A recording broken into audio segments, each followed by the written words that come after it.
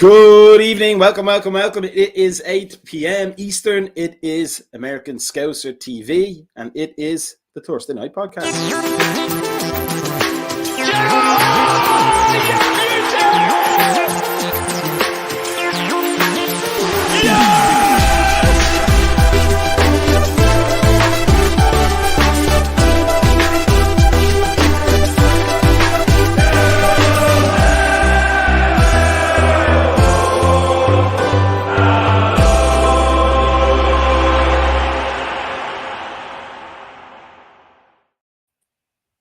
And here we go for yet another fantastic episode of the most interesting sport podcast on the airwaves. And second most interesting being the Monday Night Podcast.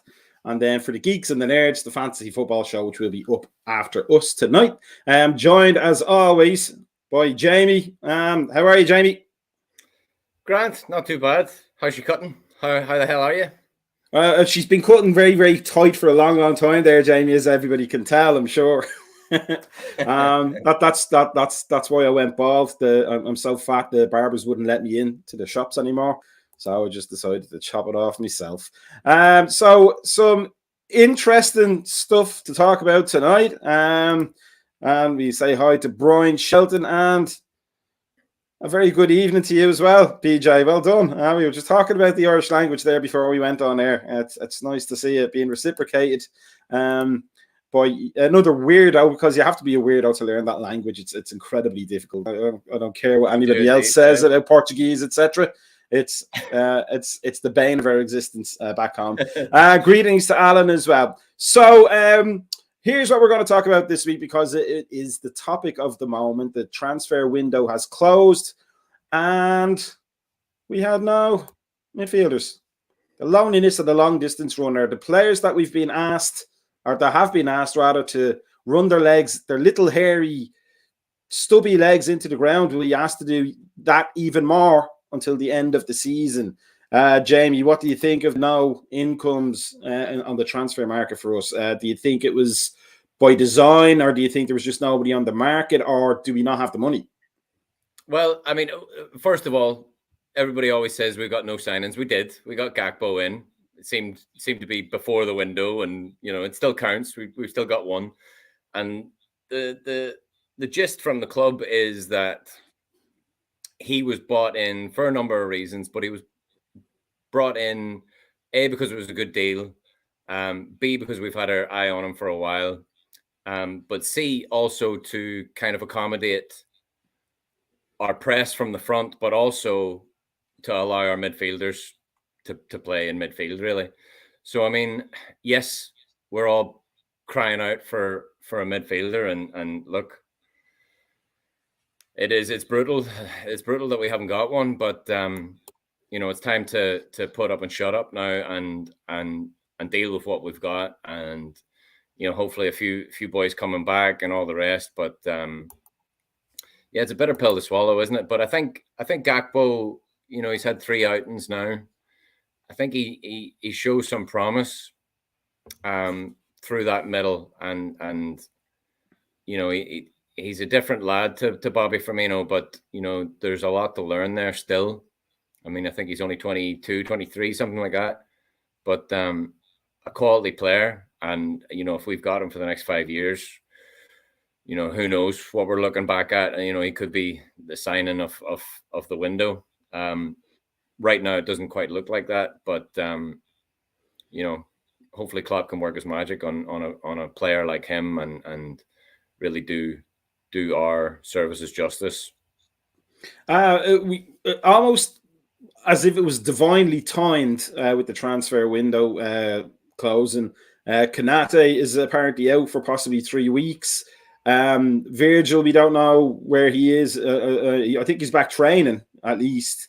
But often when we're short of defenders, it usually means Fabinho drops back into that defence, which lightens the midfield yet again.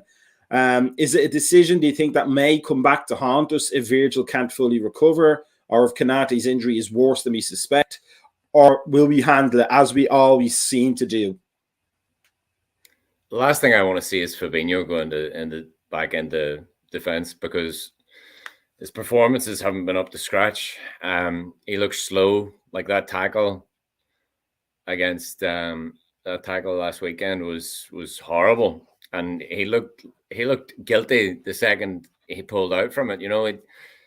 He just looked a couple of yards off the pace, and that's kind of what led him into that tackle. And he knew you could tell the look on his face. He knew he was late and probably deserved the red card. And PGMOL said so. Blah blah blah. They were kind of waiting for. I think it was Coot, wasn't it? David Coot was the referee. They were kind of thinking that he was going to take a look at it, and as soon as he would have taken a look at it, it would have been a red card. So I don't know. But the last thing I want to see is Fabinho going back into defense because of that issue. He looks a yard off the pace. And look, I know a lot of people are saying he's only got a brand new baby. He's 1 month old. Maybe his head's not in the game. And I can relate to that. I've got a baby girl too, and I know it's a big strain on yourself mentally. But I'm sure he would be rather at home dealing with the wife and kids. But yeah, I think we've got players there that can come in and do a job. And I know Nat Phillips, everybody seems to be ragging on him that he's only used in situations like this.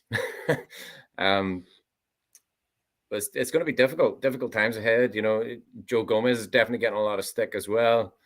But yeah, Kanate and Verge, and the injuries just keep adding up. Just on Fabinho, especially as we're kind of focusing a little bit on the midfield and the athleticism that's going to be required probably for the rest of the season. I just a personal story. I remember kind of at 28 years old realizing that I was getting old as a player, and that was, not that I had any athletic peak, but certainly was fit in those days and I could still play.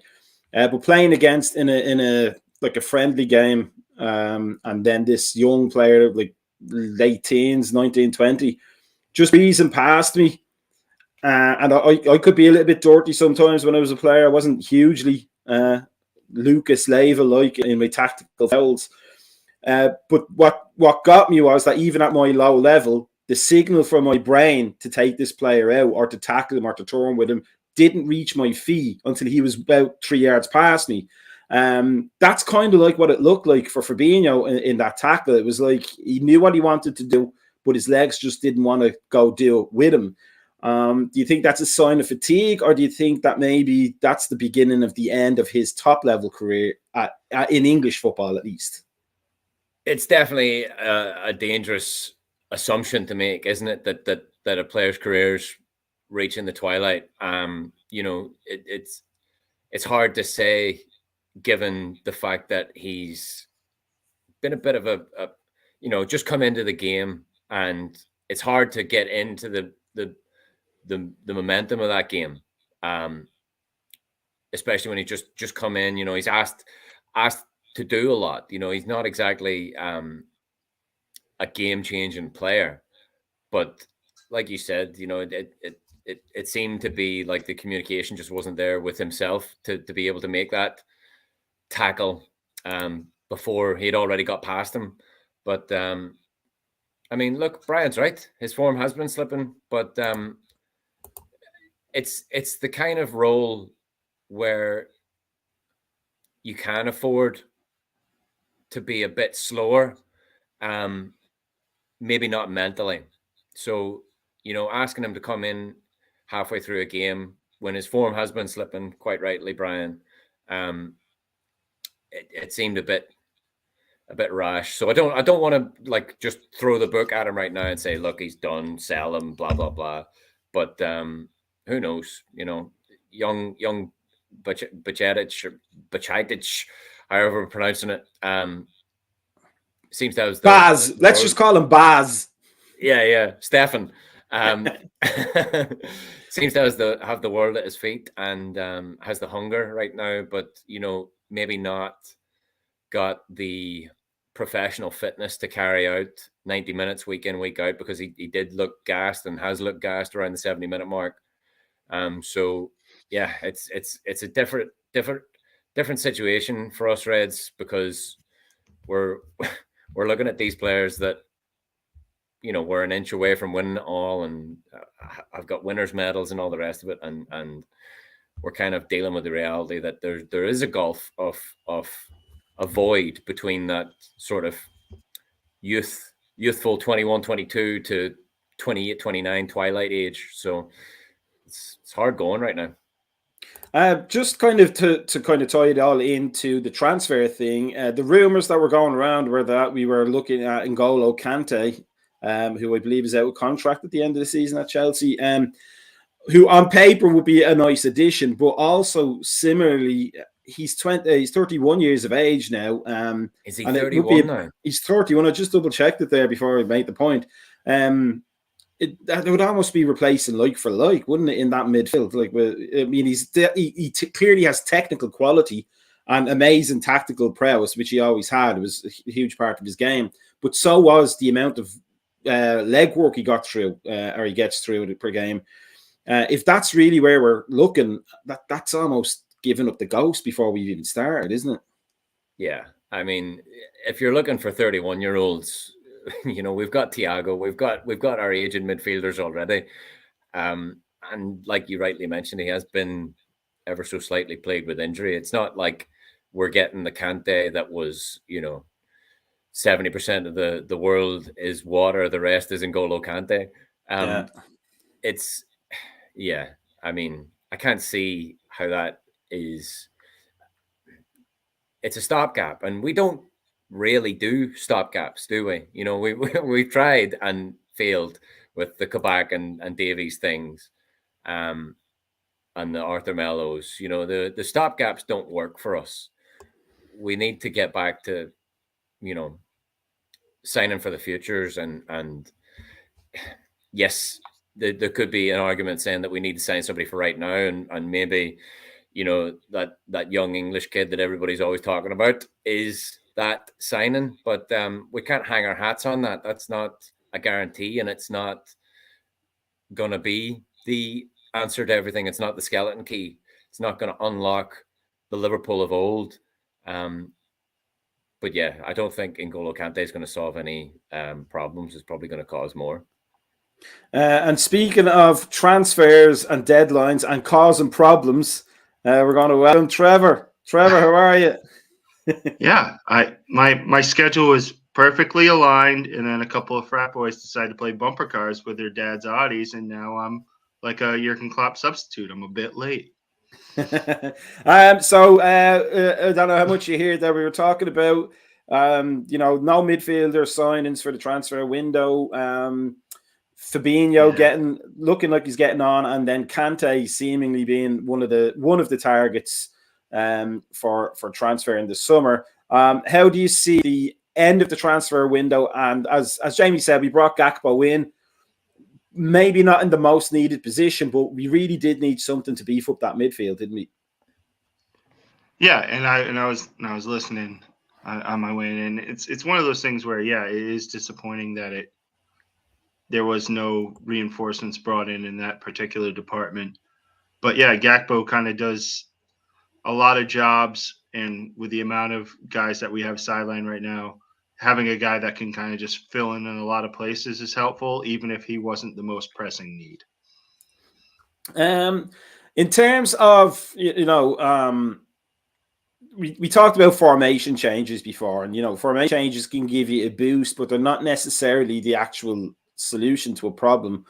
But it may come to a point where, do you think, Amy, that Klopp is going to maybe have to look away from that 4-3-3 if we're starting to see more bodies drop, as was said by Brian, like 18 months of the amount of soccer we've had to play, or well, the players, not us. We just watch them and throw things at the television.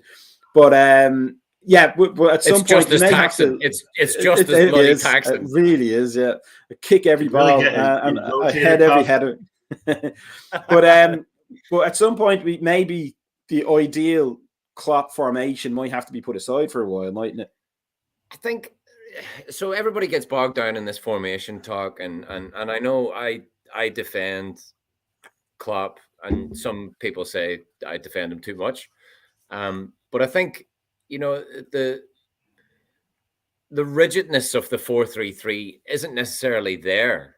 You know, we are fluid in transition. Probably a little more so when we're playing well. You know, when we're playing well and when all guns are blazing, we can be a bit more freeform. But you know, for right now, I'm okay with sticking with what better the devil we know, because you know, if you start adding in too many tweaks and changes, you're going to lose all semblance of yourself anyway. And I know, you know, personnel dictates kind of what formation we're playing right now too. So, I mean, you know, the 4-2-3-1 would be good, but we're missing players up top. We're missing players in the middle, and now we're missing players at the back. So I don't necessarily want to see too many tweaks happening.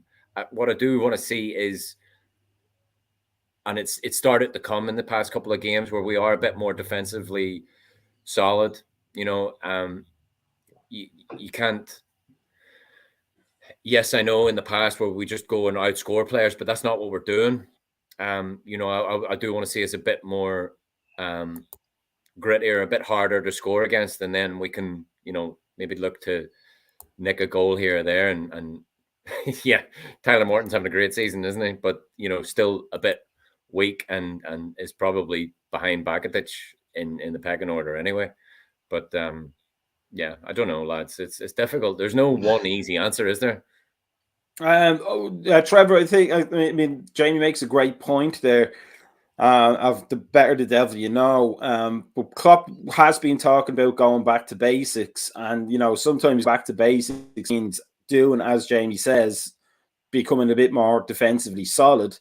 But currently, the way we've played the 4-3-3, or at least the personnel we've had in there, has left that midfield way too wide for us to be solid.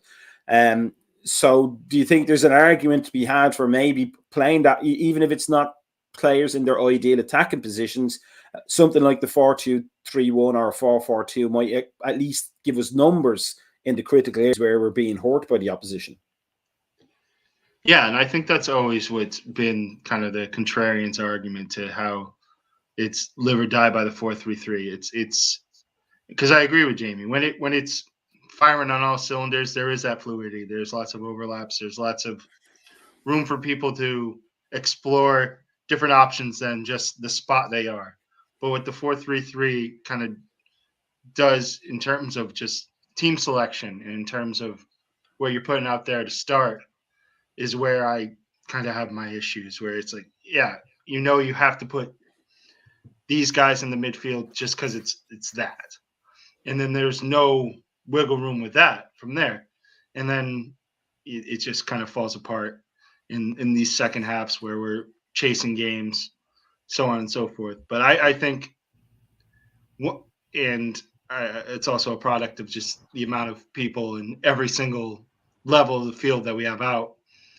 Yeah, I don't think there should be wholesale changes to everything, as much as I've screamed to the hills for adaptability in the past, because we just don't have the horses to go do it right now. There's no time to kind of throw darts at the wall when there's no dartboard there. Jamie, let me throw a tiny challenge to you on the better the devil you know, though. I've been a huge fan of Johan Cruyff since I was a kid. Like, you know, seeing, you know, those, if you remember back in the day, Super Channel, the one of the first cable channels we had, satellite channels rather, in Ireland, and they used to have all these great Dutch soccer documentaries.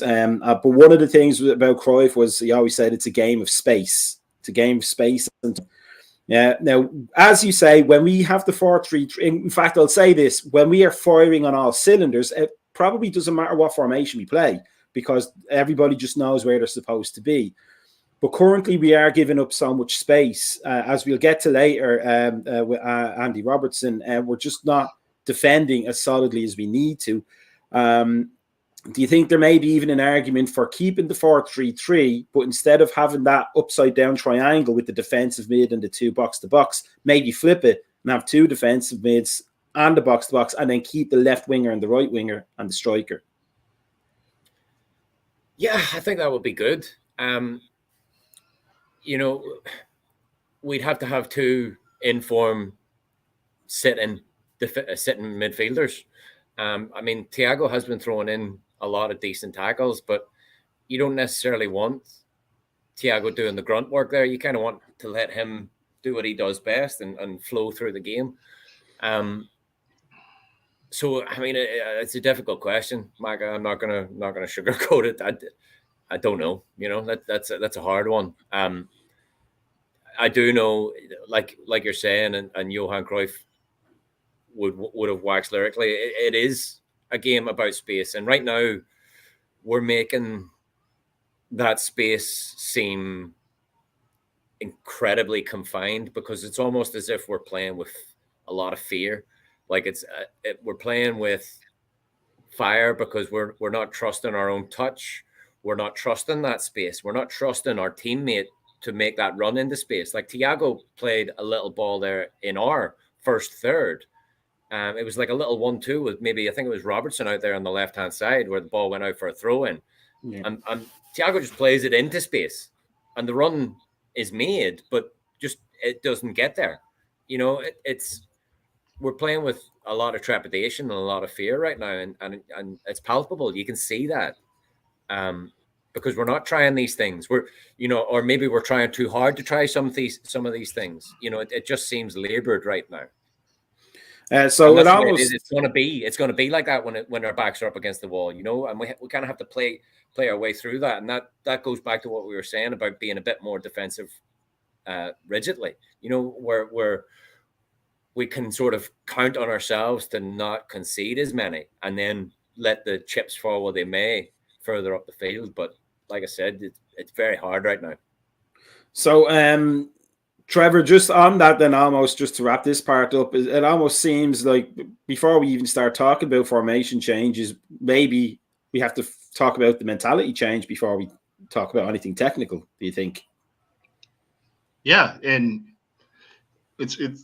it's something to, and we keep going back to Thiago because he's that guy that's just, as much as we don't want him to be out there every single game just to like keep him from not dying, he is. And we want him to be that fulcrum between everything, and he has to be a fighter instead, because Fabinho is so out of form and Bajcetic hasn't really come fully into that yet. And it stinks. And I remember not only the one that you remember with Robertson, but there's a couple of times where he's trying to like swing the ball to like Harvey Elliott. And normally it would just be like, okay, yeah, that pass is there and the guy's going to kind of catch it in stride. But then you like don't even see Elliott in the frame. And then at the last second, he realizes the ball's to him and is trying to like sprint frantically to get to it. And then the ball bounces out of bounds and you're like, oh man, what was Thiago doing there? I'm like, you know what he was trying to do, but there's no wavelength between the back and the front, and he's stuck there in the middle trying to just go, I'm trying to put guys into space. I'm trying to like do all of these things that make me the player I am, and nothing's working. So I look like a dud. They look like a dud for not doing their part, so on and so forth. And everybody's kind of just in disarray, and then there's finger pointing, and it just stinks. And there's nothing you can really do about it outside of like drill it into them in training. Like, hey, we're asking him to do this, so that means in response we have to ask you to do that. And if you can't do that, then we need to find somebody who can. So just to wrap it up then, Jamie and Trevor, I'm sure Jamie you'll remember this. So basically what we're all saying is the lads just need to go out on the piss and just get absolutely ripped drunk and get that team spirit back before we talk about anything else. Sound like a plan? Yeah, that sounds like the 90s Reebok era I was brought up in, Let's do that. Steak and beans and 10 points. So let's move on next, because it kind of ties in a little bit with the mentality aspect, and it is the newness of Darwin. So Darwin Núñez today, I believe, in the like pre-match comments basically said he doesn't think he's playing very well. And we've spoken about Nunez quite a lot on this podcast, and more or less about how he's just a little bit away from being the product that we thought we were getting. And it almost reminded us of Suarez and how, you know, he had his fits and starts and then hitting the post 207 million times that season. And then all of a sudden he was challenging for the top scorer and then becoming the top scorer. So number one, Jamie, do you think that is an indication of the mentality problems the team has, is that they're literally not confident in what they're doing? And number two, is that also not just a great indicator that Darwin Núñez has the highest of standards for himself? I think that's it. Nail on the head right there, Macka. I think he expects a lot of himself. And that's, you know, I know the players don't talk about the price tag of so-and-so and so-and-so, blah, blah, blah. But it's got to weigh on the mind of the player himself. Of course, he's going to have high standards for himself. He's an international, he's a baller, and he's got a lot of potential, and he's got a lot of weight on his shoulders right now. And, you know, that's the ponytail. Yeah, well, yeah. Jealous much? But no, I mean, look, he is playing well. He's not playing to his high standards, which I like. I like that he's got ambition. I like that he's not happy with how things are going right now, because he's got to be working on it in training. And, you know, he's in that interview, he's kind of speaking about it, how, you know, how he's being drilled into making the best of these opportunities and not trying too hard, because when you try too hard, you know, it's that 80%, 20% rule that we talked about a month ago. You know, when you're trying at 99% to really smack the paint off the ball, you're never going to make that connection. If you lackadaisically, easy for me to say, lackadaisically hit the ball at 80%, sometimes you catch it in that sweet spot, you know, where it feels like you don't even hit the ball, you know, just laces go straight through it, and it's like you don't even make contact with the ball just flies off your toe. That's where we all want him to be, and he wants to be there too. So it's going to be one of these things, like, you know, Rome wasn't built in a day and all these other cliches.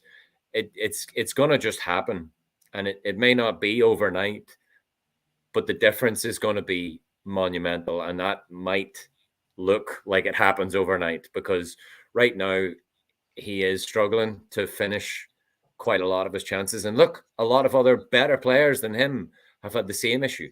Mane always took him 3 or 4 opportunities to get a goal. Salah can't buy a goal right now. You know, we haven't had a real clinical striker probably, you know, since Luis Suarez, you know, and even Luis Suarez, it took him a couple of games to get going. So, you know, once it happens, it's going to happen, and it's going to be water under the bridge, and we won't be talking about it ever again, because he's going to be up there, you know, he's going to be monumental for our club.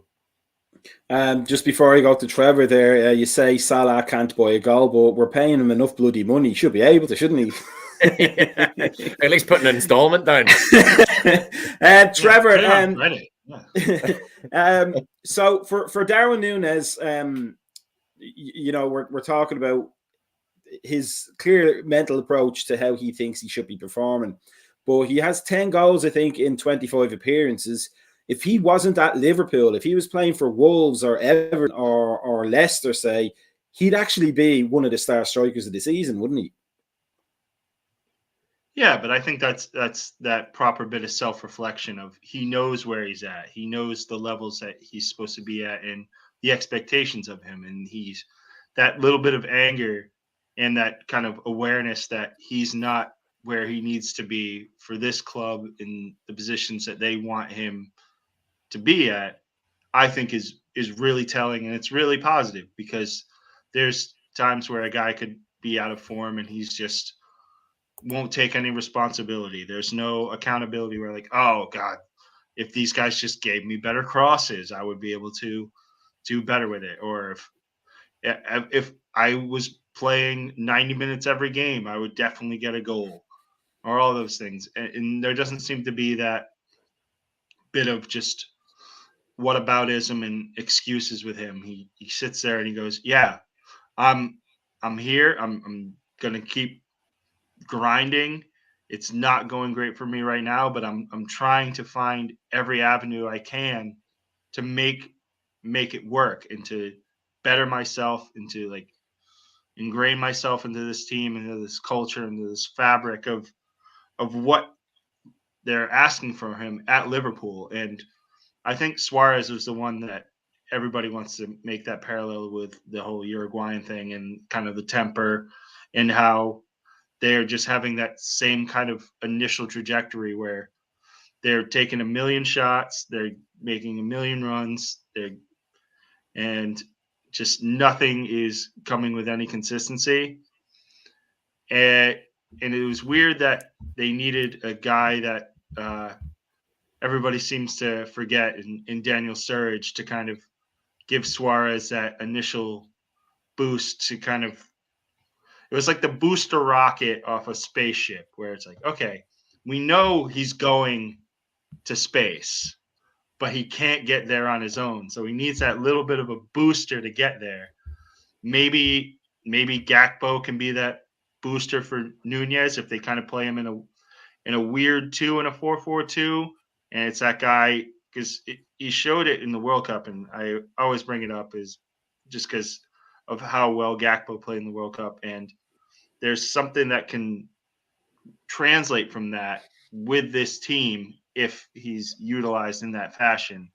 He hasn't been yet, but there's still time. I really think that he just needs that one little bit of a run to really just go.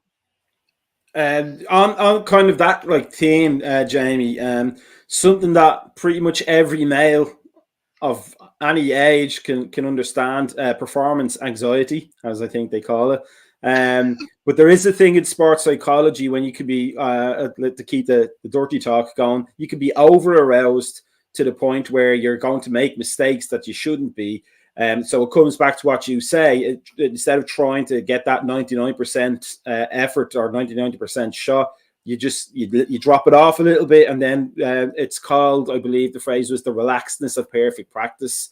Do you think for Darwin Núñez, maybe somebody, one of the Spanish-speaking lads, maybe, or Pep Linders, who I believe can communicate in Portuguese, can just take him aside and just say, you're doing great, just relax and let it come to you? Or do you think we continue the way and then let him sort himself out? I think he's probably a bit of a lone ranger in that. Yes, you know, no matter how many arms gets put around him, and even though there is the language barrier with him and Klopp, I'm certain, obviously with Pep as a translator, Klopp's tried to, beg him up a wee bit and tell him all of this. I think, the when he put out that tweet immediately when he first joined us, resilience and all the rest of it, I think, yeah, nice one. Yeah, beyond the watershed, we're all right, aren't we? Not quite, but I think this is what the Thursday's for. This is what Thursdays are for. Thursdays are for the boys to mention, right? No, I think he is hard on himself. Forgive the pun, but that wasn't me. But I think it's rubbing off on us. Oh wait, no. That's what she said. So I think he is going to be determined to kind of do it alone, do it himself, and no matter what is said in the media or what he thinks, I think he's going to be that hard-headed type of player, where he just needs to keep plugging away, and once it starts clicking, then all bets are off. But I think yourself when strikers of the past have had it hard. Like Peter Crouch had a famously hard run to get his first goal, and you were wondering where I was going with that, weren't you? But you know what I mean? Like once he really clicks into form, it'll become second nature. And I mean, the price tag, I know nobody's going to be talking about it on the training ground, but that's going to sit heavy on his shoulders. And we probably did end up paying a little too much for him, but we needed it. We needed him. And the price tag is modern football. It is what it is. But I think he is just that sort of hard-headed player where he just needs to knuckle down and do it himself. And I think he's the type of person that enjoys that struggle, needs that adversity. So who knows? But like I said, once it clicks, it's going to click. Trevor, there's always that famous Bob Paisley story with Ian Rush, where Ian Rush was in a similar situation, trying his hardest, not quite coming off, trying to be a team player. Until Paisley took him aside and said, Rush, I think, said, what are my options? And he said, don't worry about the options, just put the ball in the back of the net and we'll discuss it all later. But on the other hand, at that point, Rush had Kenny Dalglish to kind of supplying, somebody he could bounce off, out like a foil, if you will, to create that fantastic and legendary and awe-inspiring double act for so long in the 80s. But do you think that maybe it's definitely not Salah? I don't think we can see any sort of real connection between him and Salah, but maybe that if Diaz hadn't been injured, that there would be somebody that he could connect with around that left-hand side that would give him that little bit of, draw that attention away from him, from the defenders, that will help him to fully realise his potential. Or do you think, as Jamie says, he is a long ranger? He's kind of like Suarez. We always talked about Suarez and Sturridge, but it really was Suarez and Sturridge, not quite a partnership, but maybe two players that drove each other. But he almost seems like he needs somebody to help him out there that goes on the field and says to themselves, I'm going to help him score today. Yeah, and you don't really need it to be like a buddy cop movie. You kind of just need that guy, that complementary piece. And yes, I totally agree. Diaz would have been that guy. He kind of also would have been able to kind of, as we keep talking about, bridge the communication gap. Be like, sit there like, okay, we have this going on over here. You can get in the middle. Hold on a second. I'm sorry. And there's a lot that could have been done with Diaz in terms of supply and just kind of that free-flowing nature with the two of them up front. And I think that him being out has just been very detrimental to Darwin's development. And I agree that Mo is not going to be that second fiddle, because he's too much ingrained to be a second fiddle to anybody, and especially with what he's getting paid, he's never going to turn that mentality off where he's going to be that silver medalist in terms of goal scoring. I don't necessarily know with what they can do right now in terms of the roster as it's currently constituted with the players they have available. It's one of those things where you just kind of throw your hands up and be like, I don't know. I have no ideas. I have no plans. And you kind of just leave it in the hands of those in charge and be like, hey, this is what you get paid to do. I get beer to sit here and try to think about what you're going to do and hope for the best at this point, because as it stands, if he's going to continue to try to be that guy that tries to kick the shit out of every ball into the top corner with no sense of pumping the brakes at all, then I think it's just going to make things worse. Jamie, let me throw a controversial one to you here just before the watershed. Give it race, Macka. Go on. Give it race. Let's go. Is it possible, we saw, in a lot of other teams, let's say Newcastle, I'd always thought was a great example, that everything was geared through Alan Shearer back in that day. And if Shearer didn't play well, or the team did well and the team didn't score, is it possible we won't see the very, very best of Darwin Núñez until Mohamed Salah is no longer at the club? Christ, I don't even want to touch that with a barge pole. Ooh, matron. Ooh. I mean, you're asking dangerous questions. I mean, I'm right there with Timuchin and Brian that are saying we do need the selflessness of Bobby, and Trevor said, you know, we the good cop, bad cop, buddy cop routine. Yeah. Bobby is that guy. Bobby's the social lubricant of our front three, and now we're talking about lubricant.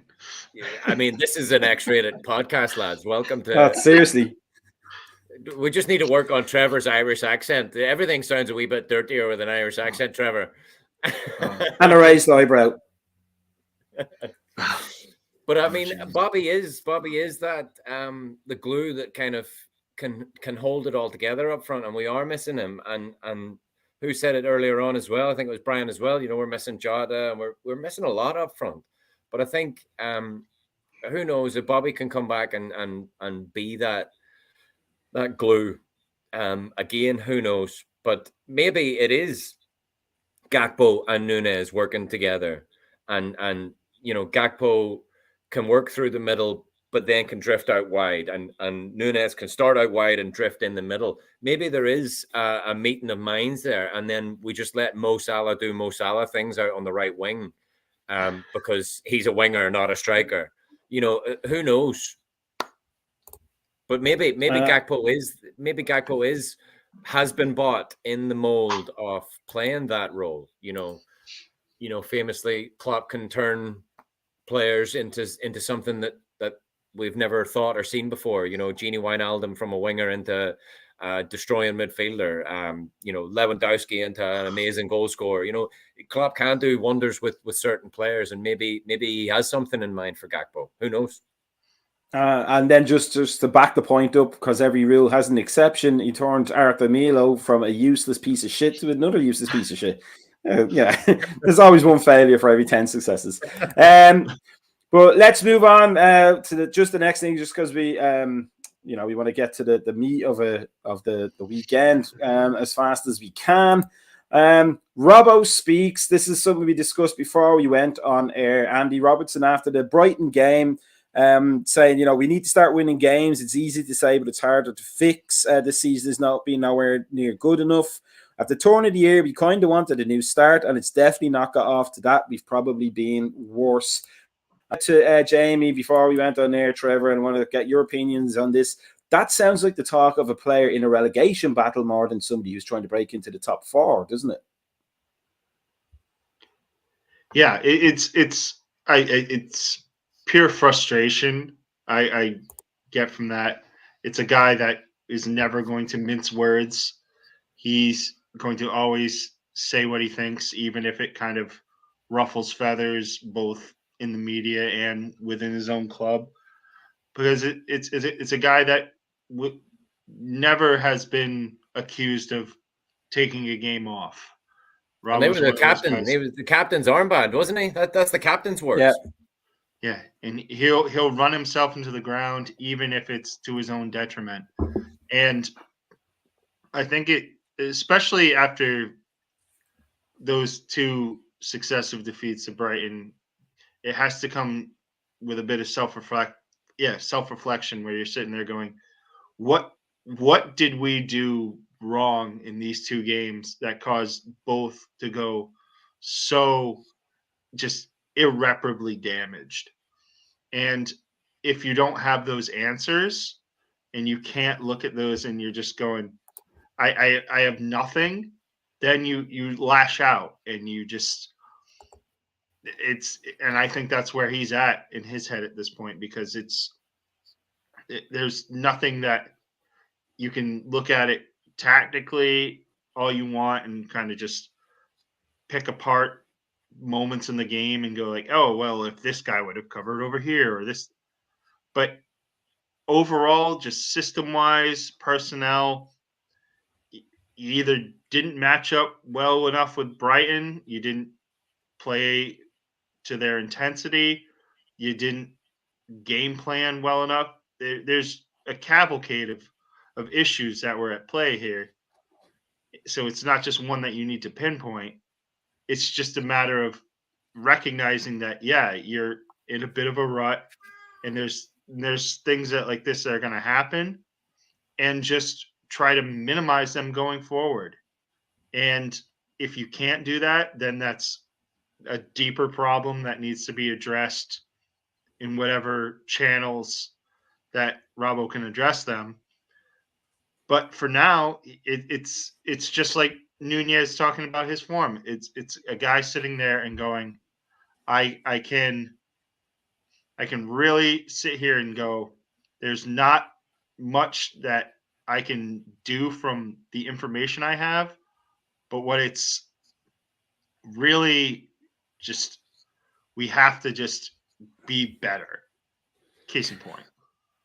Jamie, do you think it's just maybe a personal frustration from Robbo, or do you think it's an insight into the team-wide thinking right now? Yeah, I mean it's Robbo's not going to mince his words, is he? And to be fair, he hasn't been firing on all cylinders himself. So it is what it is, and nothing's going to get sorted out in the press conference. But the captain's words he has to say something to those lines. Even if we look, these changes aren't going to be made and be implemented, and we're not going to look like a brand new team overnight, like we keep saying. But with words like those echoing throughout the media, there's no hiding place anymore. So put a line underneath it and let's move on. The transfer window's gone. Everything that's been has already happened. Let's kick on by putting performances in and getting a result. Thinking about captain's words and performances, let's look ahead to the weekend. We've got Wolves on Saturday. It almost seems like it's a full circle thing, with the Wolves result, and then Brighton and Brentford, etc. And then we end hopefully this period with Wolves. Trevor, how do you see the game going this weekend? Well, there's going to be goals. I'll say it like that. For all of the woes we've had in putting the ball in the back of the net, Wolves always brings. I'm trying to pull up some stats on the side over here. They haven't kept a clean sheet against us in 15 games. So there's going to be goals. It's just a matter of not conceding first, which seems like just asking not to breathe air at this point. You're going, it's going to happen, so you just have to kind of factor it into your everyday life, which I don't particularly enjoy. But either way, I think Wolves are a team that have kind of found that tonic to pull themselves out of the relegation zone. So they're not going to be super panicked anymore. Whereas the past month or so, there was that kind of true fear before Lopetegui really took hold. That was, oh my God, we may go down. So it has to just go full. If we're going to play 7 in the back, we're going to do that. It doesn't matter. It's going to be the ugliest game in the world, but if we get a 0-0 and get a point, that's good for us. I don't think that they're going to take that tact against us, because they just never seem to have, and that's all you can go by is past performance. I'd like to hope that we can make something early and kind of force them to shift rather than the other way around. Jamie, how do you see the game going this weekend? Lads, I think it's going to be narrow margins. I think, at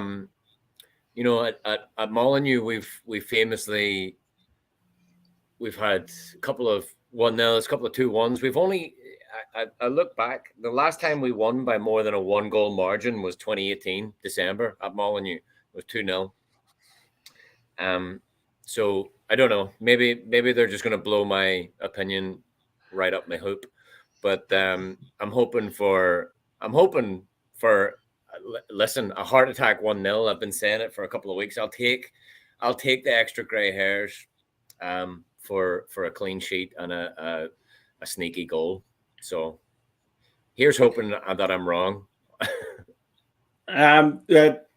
Trevor, do you think that with Konate being injured that we're going to be a little bit more vulnerable, or do you think it's going to be one of those things where it actually galvanizes the team to cover up the kind of gap at the back and makes us more solid as a result?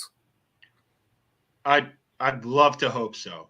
I really think that they are kind of this at this stage of the year there that next man up kind of mentality, and I just don't have that. As much as I'd like to be optimistic, because I'm just filled with pessimism in every other facet of my life, this has got 2-1 squeaky bum written all over it in my eyes, because there's going to be that goal that comes out of nothing, and you're just going to be like, okay, whether it be the first or it be an equalizer. But I think there's just too much in terms of what we've done in the past against Wolves and what we can do to just really nullify anything that they can do in the midfield, even with our skeleton crew. They have very kind of just almost robotic kind of processes in the Wolves midfield, where it's like, all right, when Neves gets the ball, you know it's going here. It rarely is there a lot of just kind of like moving, shaking. There's just guys that they get the ball and they know they immediately have to like either less than or equal sign the ball at less than or greater than, Jesus Christ. And then they get to where they need to get, and then they kind of go to the next spot. I really think that we have enough to nullify that and then get past it. So I'm going to say 2-1. Long story short, 2-1. Jay, how do you see the lineup looking? What do you think Klopp is going to pick? Yeah, I mean, it's probably going to be one of those things where I think you're quite right. At the back, it could end up galvanizing us. Hopefully maybe Nat Phillips is given a chance. Play his way into the team, because we're going to need him. I think up top, Gakpo, Nunes, Mo is solid. And hopefully we just go out and all guns blazing, we outscore them, and I'm massively wrong on my 1-0 and it is a free flowing exciting game, so who knows.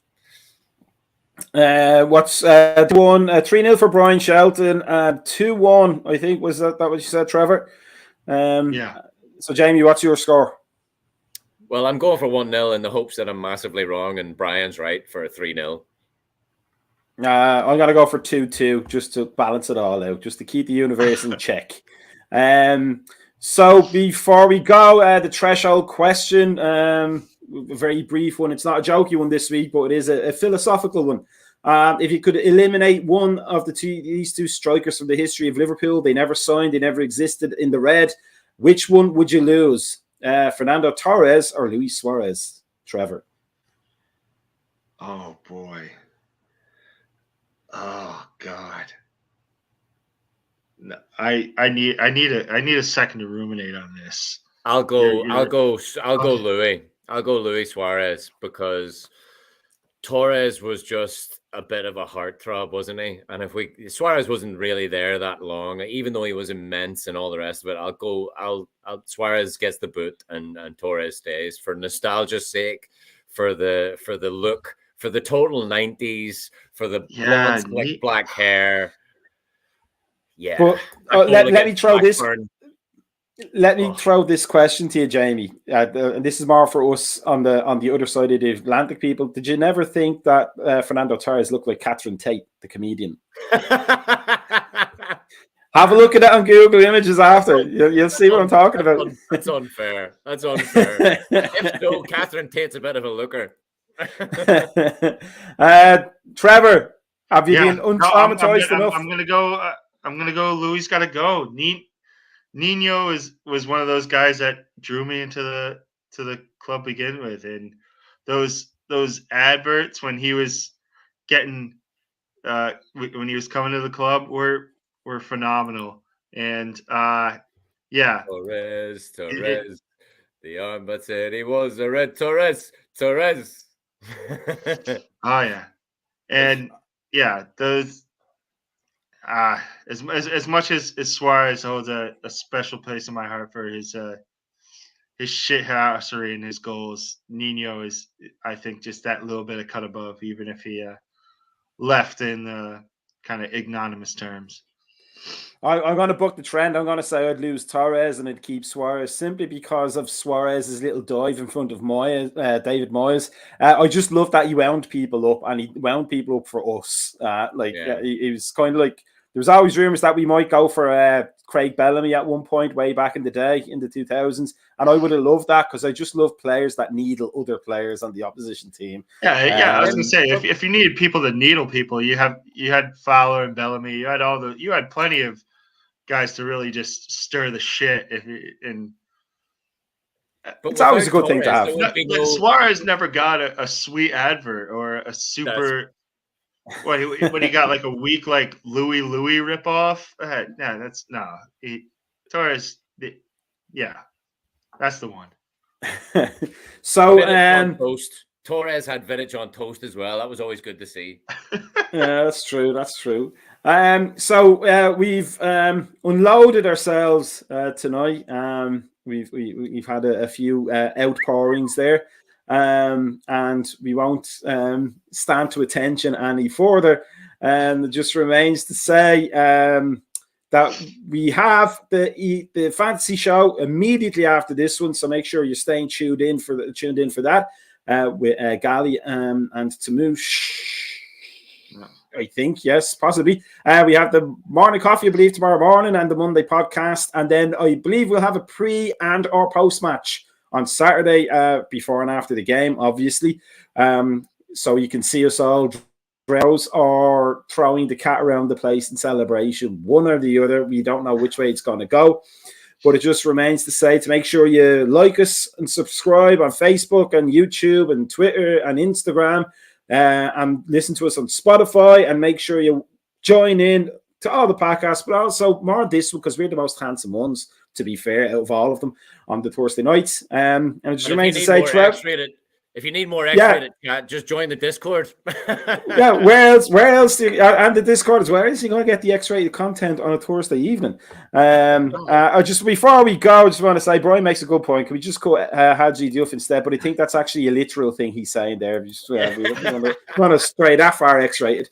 But Trevor, Trevor, it was good to have you tonight. And another one. There we go. We're going in for a count of 20. And Jamie, as always, fantastic. And we will talk to everybody soon enough. Stay tuned, or else we're going to come around to your house and give you all these sexy puns for the next 24 hours.